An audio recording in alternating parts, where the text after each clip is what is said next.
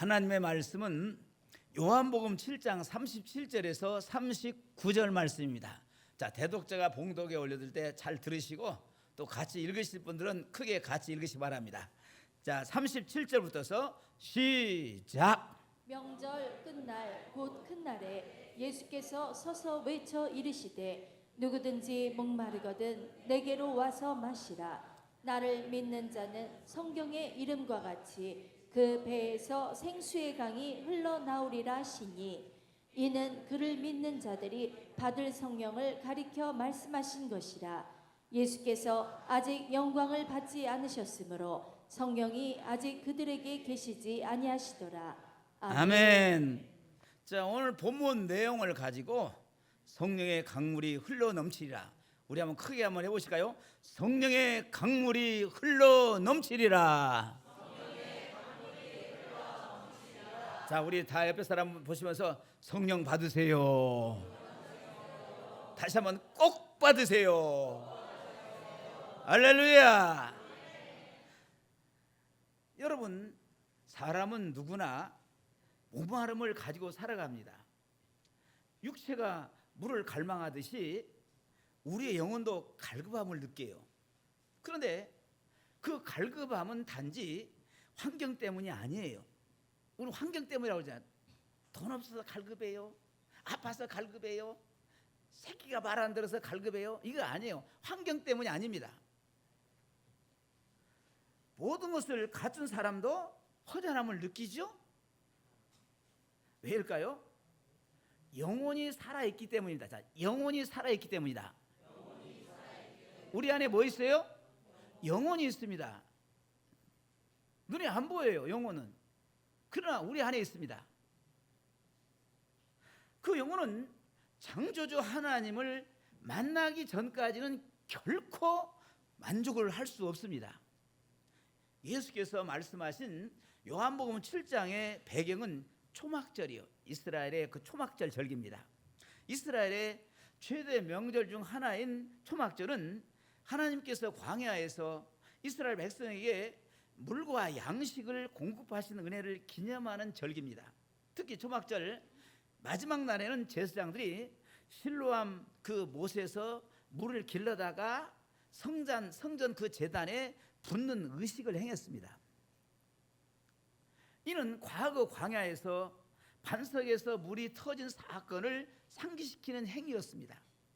바로 그 순간 예수님께서 이렇게 애쓰셨어요. 누구든지 목마르거든 내게로 와서 마시라. 우리 한번 크게 한번 외쳐볼까요? 시작. 누구든지 목마르거든 내게로 와서 마시라. 할렐루야. 그 절기 그 자리에서 예수는 새로운 반석이 되시고 영원한 생수 곧 성령의 약속을 선포하신 것입니다. 오늘날 많은 성도들도 여전히 목마른 신앙을 살아가요. 교회는 다니고 예배는 드리지만은 어딘가 메마르고 반복되는 죄와 무기력에 시달리지요.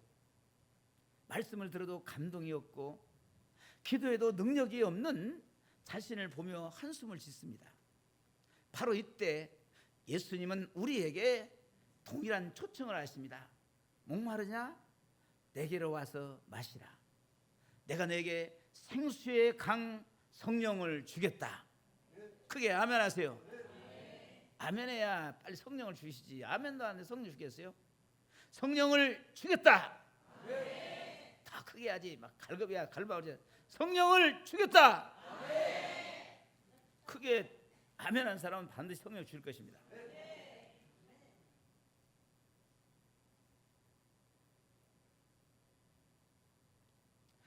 이 말씀은 단지 과거의 선언이 아니에요. 지금 이 순간 살아있는 하나님의 약속입니다. 오늘 이 말씀 앞에서 우리도 스스로에게 이렇게 질문해 보아야 합니다. 나는 지금 영적으로 목마른가? 예수께서 약속하신 그 성령의 생수를 내가 진정으로 마셨는가? 지금부터 우리는 본문을 통해서 하나님께서 어떤 사람에게 성령의 생수를 부어주시는지, 그 생수가 어떻게 역사하고 흘러 넘치시는가를 살펴보면서 우리의 삶을 다시 점검해 보려고 합니다. 첫째, 성령의 강물은 예수님께 나오는 자에게 주어집니다. 아멘. 누구에 준다고요? 예수께 나오는 자에게. 다 나왔죠, 여러분들? 아멘. 자, 본문 37절에서 예수님은 이렇게 외치십니다. 한번 읽어볼까요? 시작. 명절 끝날 곧 큰 날에 예수께서 서서 외쳐 이르시되 누구든지 목마르거든 내게로 와서 마시라. 아멘. 이 한 구절에는 놀라운 복음의 문이 열려 있습니다. 첫째, 누구든지입니다. 누구든지. 출신, 학벌, 신앙, 연륜도 성별도 상관없습니다. 예수님은 지금 누구든지 부르십니다. 그 누구도 배제하지 않으신 은혜의 초대지요. 둘째, 목마르거든입니다. 여러분 물어보세요. 목마르십니까? 이 말은 영적인 상태를 점검하라는 것입니다. 하나님은 갈급한 영혼에게 은혜를 부어 주시지만은 스스로 목마름을 느끼지 못하는 자는 그 은혜를 흘려보냅니다. 현대인의 문제가 무엇입니까? 배가 부르다는 착각이에요. 배가 부르다는 착각입니다. 물질이 채워지고 지식도 많아졌고 생활은 편리해졌지만은 그런데 배가 부르다고 착각합니다. 이것을 갖다가 배가 부르다고 착각합니다. 그런데 정작 영혼은 메마르고 황폐해졌습니다. 목마르지 않는 영혼은 주께 나오지 않습니다. 나는 괜찮아. 지금도 충분히 만족스러워. 이런 사람은 생수 대신 세상 물을 마시죠.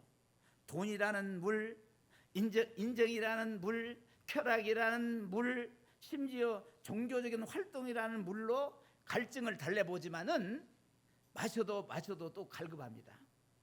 하지만 진짜 변화는 언제 시작됩니까? 바로 진짜 갈급할 때입니다. 매부 사람 보세요. 갈급하십니까? 갈급해야지. 내가 갈급한데도 갈급한데도 모르고 사는 사람들이 많으세요. 돈 없으니까 갈급하죠? 인정받지 못해 갈급하죠? 그래요 안 그래요? 자기 자녀가 제대로 못 사니까 갈급하죠? 그렇죠? 남편이 바람 피우고 잘못 오니까 갈급하죠? 또 아내가 말썽 부리면 갈급하죠? 갈급한 것들이 얼마나 많아요. 또 아프니까 갈급하잖아요. 또 늙으니까 갈급하잖아요. 아이고 10년만 더 젊었으면 좋겠는데. 갈급함을 느끼게 해요. 변화의 시작은 바로 내가 갈급할 때입니다. 신앙의 정체기 혹은 육신적으로 풍족한데도 왜 이렇게 공허하지? 삶의 고난 속에 주님, 저 이제 더는 못 견디겠습니다. 그 눈물의 자리에서 우리는 예수님의 초청을 들을 수가 있습니다. 목마르거든 내게로 오라. 내가 내게 마실 물을 주겠다. 여기서 오라는 말은 단순한 초청이 아니라 결단을 요구하는 동사입니다. 신앙은 앉아서 기다리는 것이 아니에요. 아멘. 신앙은 앉아서 기다리는 것이 아닙니다. 여러분, 제가 가끔 하는데 저 수리사에게 큰 다이아몬드가 하나 묻혀 있어요. 그러면 다리 아프다고 안 가겠어요? 배 아프다고 안 가겠어요? 나 친구가 약속 있다고 해서 안 가겠어요? 그런 사람 손으로 봐요.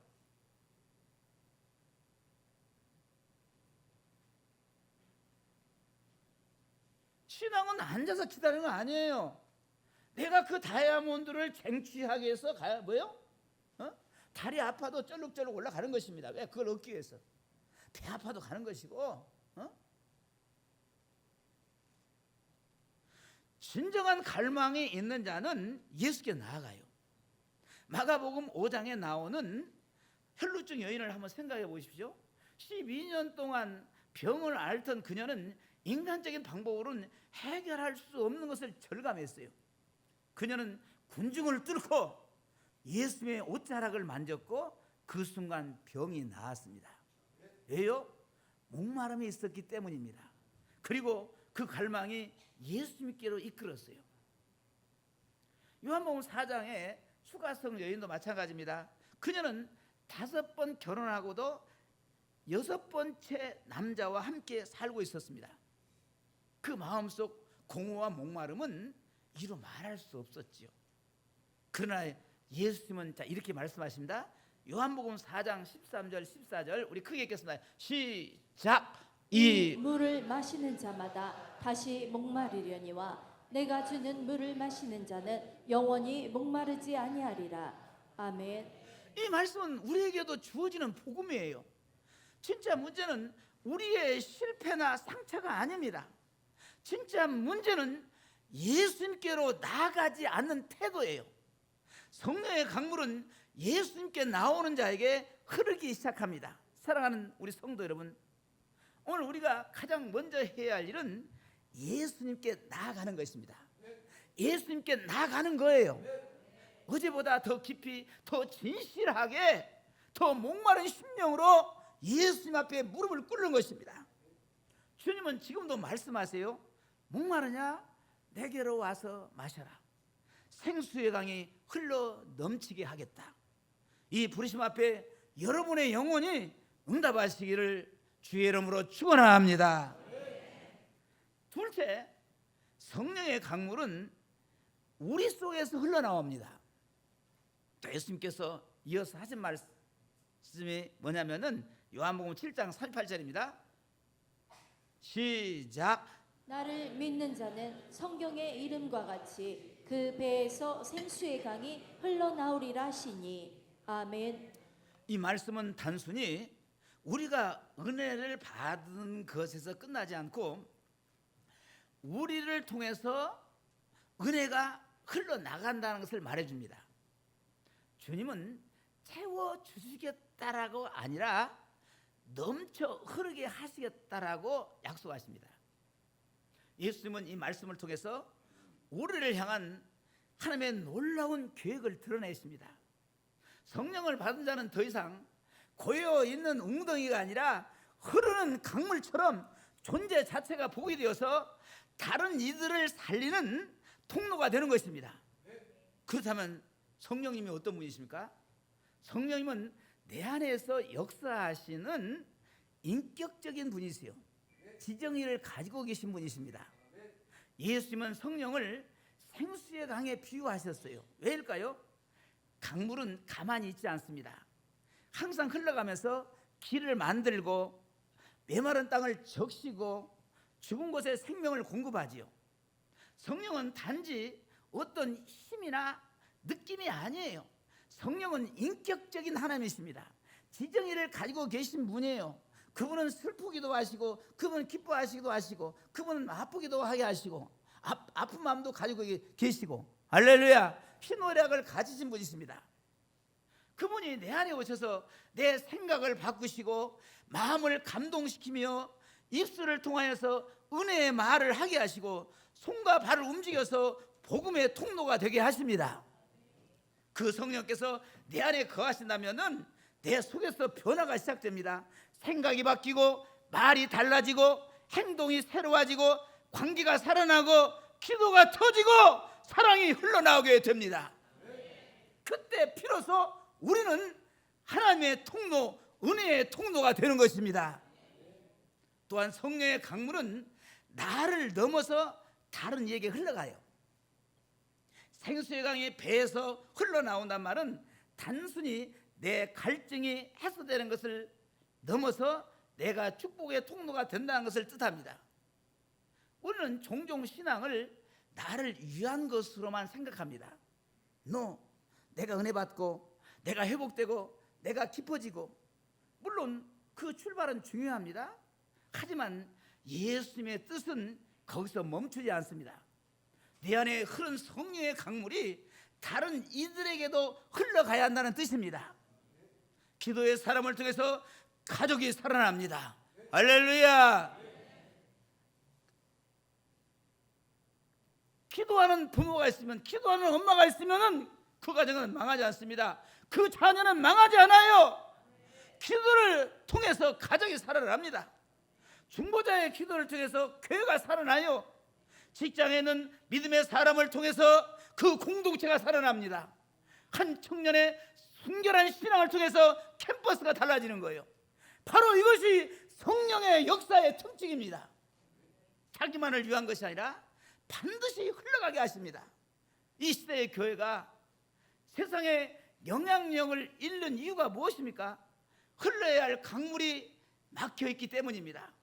은혜는 받았지만 흘러가지 못하고, 감격은 있었지만은 나누지 못하며, 성령의 불은 있었지만은 전파되지 못한 채 내 안에만 가두어 놓고 있지는 않습니까? 성령은 고여있는 물이 아니에요. 성령은 흐르는 강물입니다.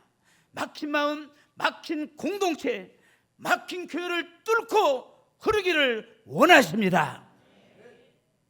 아프리카의 어느 마을에서 복음을 전한 선교사가 있었습니다. 오랫동안 복음을 전해도 변화가 없었지만 어느 날 현지 청년이 예수님을 영접하고 변화되기 시작했어요.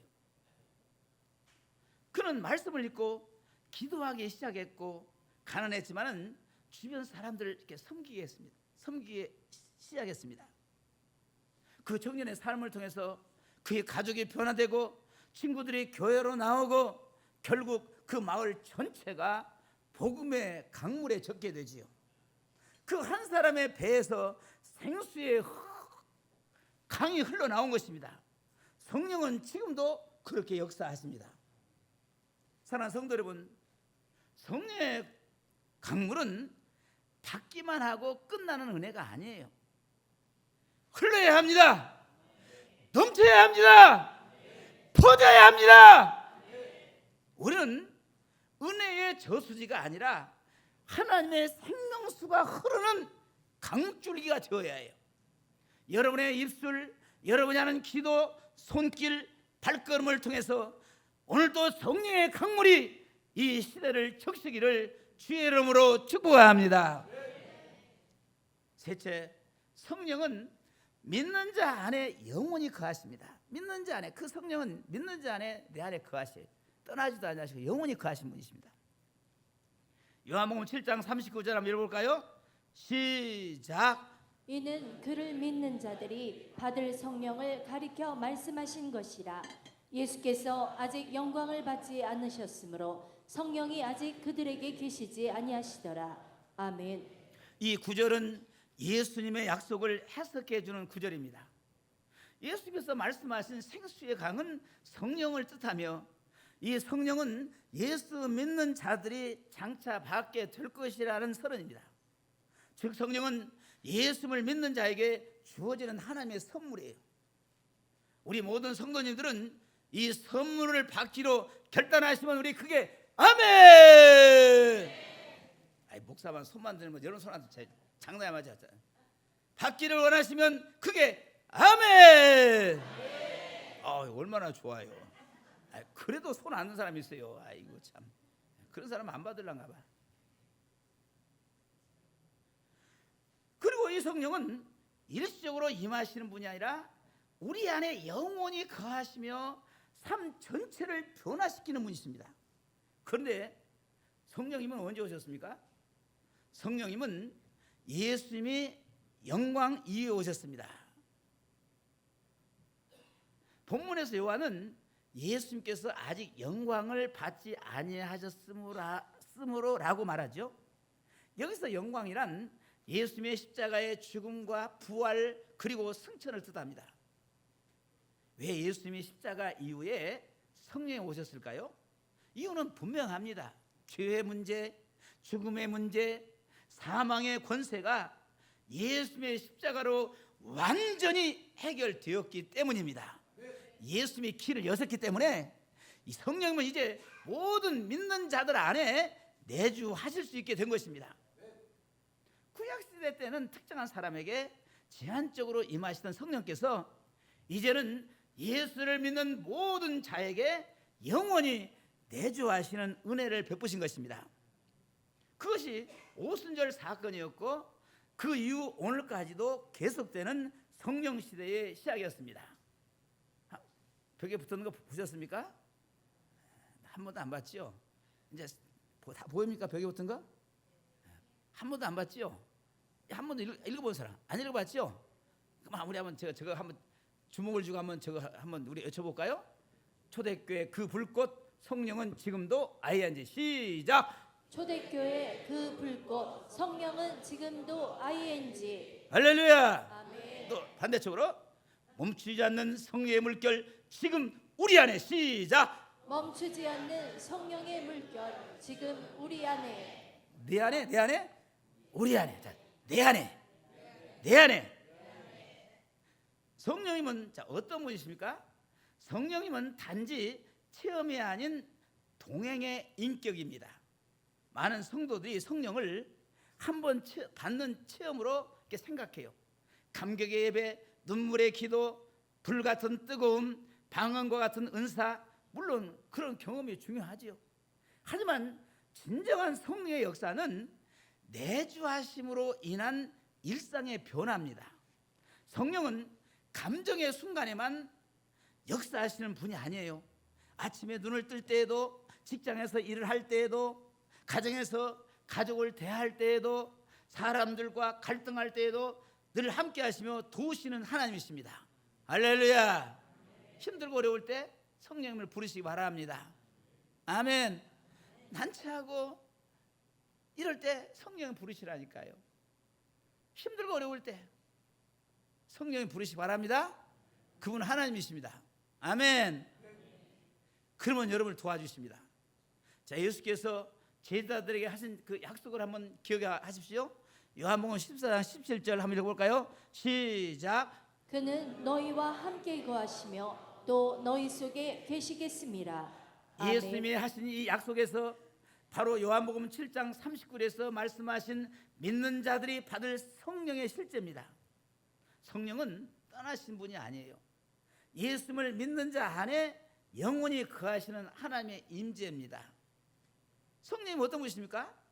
성령님이 내 안에 내주하시고 우리의 변화의 시작점입니다. 성령이 내 안에 거하신다는 것은 단지 좋은 느낌이 아니라 삶 전체의 변화를 가능케 하는 능력입니다. 아멘. 오늘 이 성령 받고 여러분이 변화되시기를 바랍니다. 변화돼도 확 변해야 해요. 자, 옆에 사람 확 변하자. 확 변하자. 근데 이렇게 안 변해. 아이고 답답해. 나도 답답한데 이제 하나님 얼마나 답답하실까요? 성령 받아야 한다니까. 성령 체험하면은 그것이 여러분의 변화의 시작점입니다. 할렐루야. 여러분 왜 우리가 변화되지 않을까요? 왜 신앙생활을 오래 했는데도 똑같은 죄를 반복할까요? 그 이유는 성령의 내주하심을 믿지 않고 의식하지 않고 살기 때문이요. 성령이 내 안에 내주하셨는데도 그걸 믿고 의식하지 않고 살아요. 그게 변화가 안 되는 거예요. 성령이 내 안에 거하신다는 사실을 매일 기억하고 그분께 말을 걸어보세요. 그분께 길을 물어보세요. 점쟁이한테 찾아가지 마세요. 길을 물으라고 점쟁이 찾아가잖아요.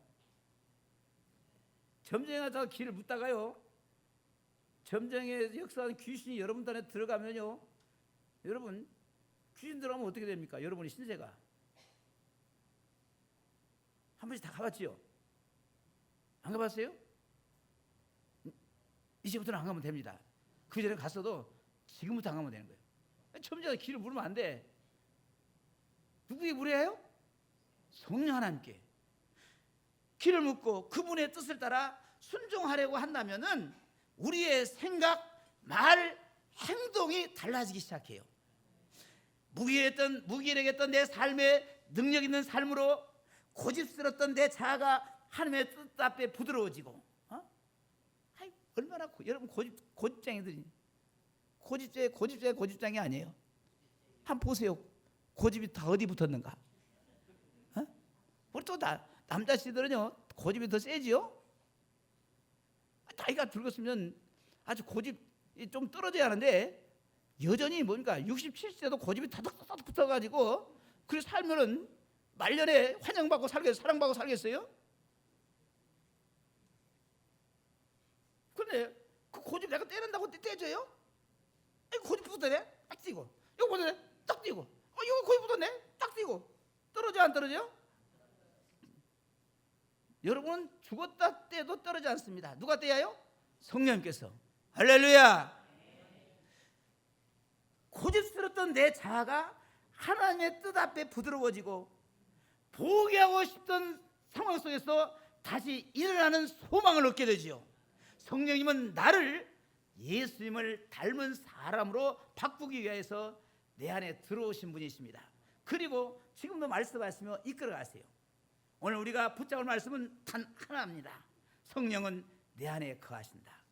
그리고 그분은 지금도 살아서 역사하신다. 여러분의 삶은 더 이상 혼자의 삶이 아니에요.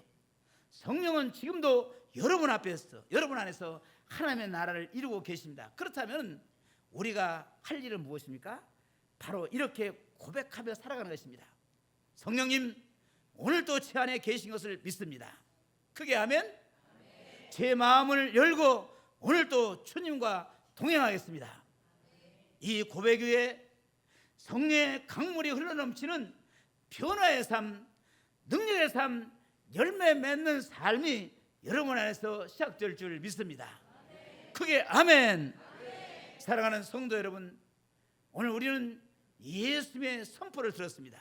다시 한번 그 선포하신 말씀을 한번 읽어볼까요? 요한복음 7장 3절 3절 우리 크게 예수님 선포하신 것좀 시작. 내게로 와서 마시라.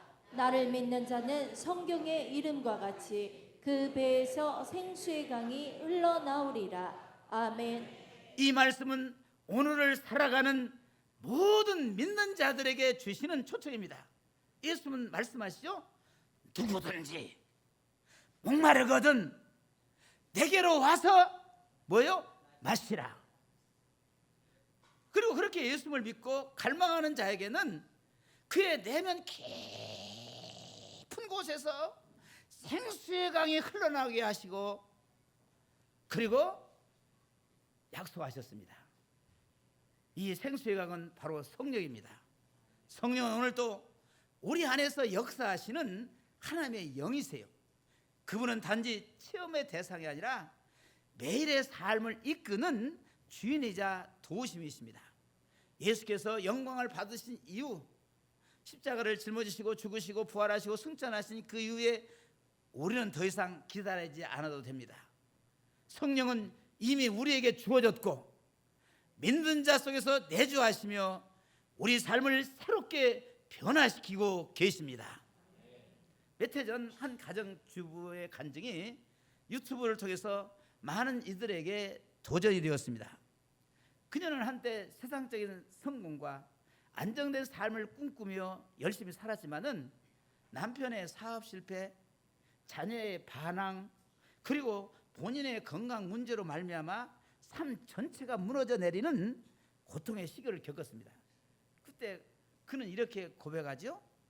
사람들에게 털어놓아도 돌아오는 건 공허와 위로뿐이었어요. 공허한 위로뿐이었어요.